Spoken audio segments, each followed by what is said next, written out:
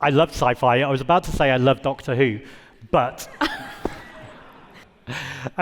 so Radio 4 did a show on me recently called Profile, and it was basically like half an hour about my life. And the one thing they took away from my boyfriend is he said, the thing about Doctor Who fans is they're always disappointed. And I love that's the one thing he got to represent me with. And I love Russell T Davies, but I've been pretty disappointed with Doctor Who recently. You need someone like me who's not afraid of Doctor Who or whoever, and who's going to take the fight to them and not let them try and keep us down. That's not going to happen with me. Including Doctor Who, which I used to love, and they've completely ruined. It's a little bit ironic that just as they jumped on that bandwagon, they're jumping on this one now. Mr. Davies, sorry.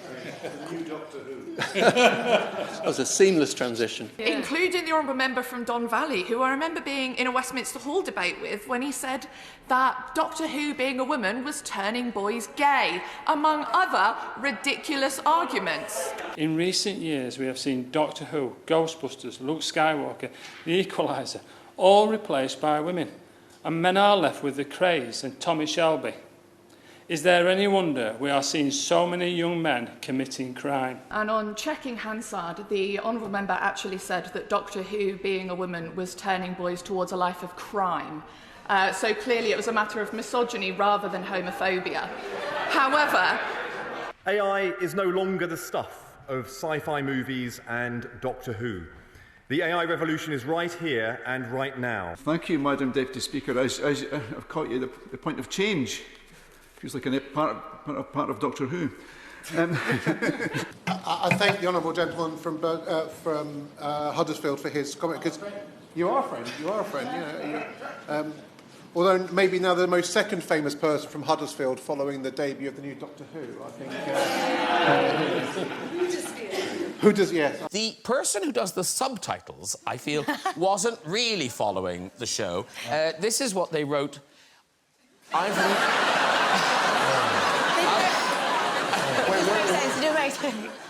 No, there's nowhere called Huddersfield.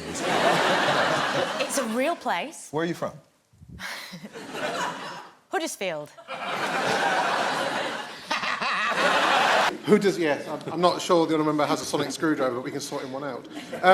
I look forward to engaging and training up my successor. I have a feeling sometimes that it's a bit like Doctor Who, that we morph into, MPs morph into something. I already feel my hair getting a bit blonde. I seem to have found an encyclopedic knowledge of Horace, but you never know. I will not therefore say whether I consider Emergency Board 10 to be a more interesting programme than Doctor Kildare, nor that I am more fascinated by Survival XL5 than by Doctor Who on the BBC. I think we have a good deal to learn from the ants, or Zarbies, as they're called in Doctor Who. He has a habit of re-emerging in different guises. Actually, he's had more regenerations than Doctor Who, as it happens. But both she and I are the MPs for Midsummer. For people to drink, of course. I should at this point out that I am also the Member of Parliament for Inspector Morse and Lewis. Of course. In my constituency, Doctor Who was born and brought up. Was he? Yes. Well, I fear that this is probably going to get into a who's got what television show, but I'm not going to go there. I can assure the honourable member we'll have no more Doctor Who's or anything else. I think we'll stick to the subject before us. The BBC does not buy stars, it makes stars. Matt Smith and Karen Gillan are not stars, but they will be if the first episode of Doctor Who is anything to go by.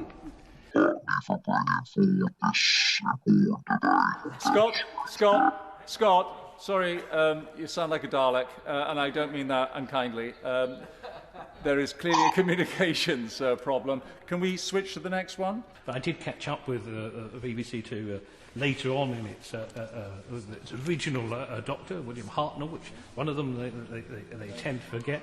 I have to confess, my favourite doctor was probably the pipe-playing Patrick Troughton, whose son is an actor who was wonderful. I recently had the pleasure of attending the David Tennant Hamlet in Stratford, and I was struck by the number of children or young people in the audience who'd been drawn there because of David Tennant's performance in Doctor Who and who thoroughly enjoyed the Hamlet. The last 10 weeks have been like a very dark episode of Doctor Who, with the Conservatives as the evil Cybermen.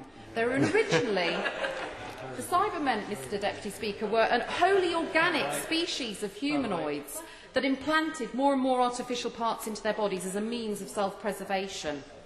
This led to the race becoming coldly logical and calculating, with every emotion all but deleted from their minds. They use human pawns and seek to further their numbers by conversion. The Liberal Democrats are their hapless victims.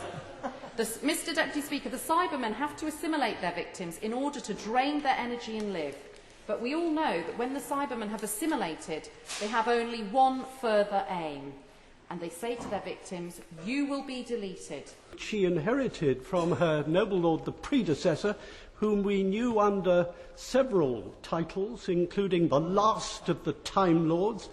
It's the local government equivalent of the Return of the Daleks, with the Right Honourable Member for Brentwood and Ongar playing the role of Davros, the supreme leader of the Daleks, determined to exterminate progressive local government once and for all, aided and abetted by the Cybermen Liberal Democrats.